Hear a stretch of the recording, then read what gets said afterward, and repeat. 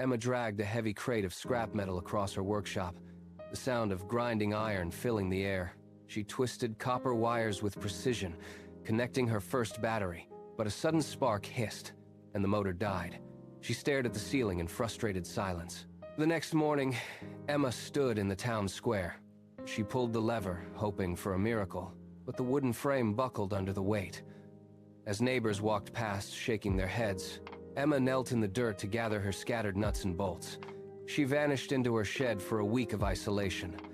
Out went the weak wood, replaced by sturdy metal wheels and reinforced steel plates. She worked until her hands were stained with oil, greasing the axle until it spun with a ghostly silence. Every joint was tested, every bolt tightened. By Saturday, her vision had finally taken a solid, indestructible form. She loaded 3 heavy bags of flour, her heart racing as she prepared for the final test. The cart glided across the cobblestones effortlessly. Mrs. Gable clapped her hands as her groceries moved with ease. Emma wiped the grease from her palms, a quiet smile forming as she pushed her perfect machine toward the market.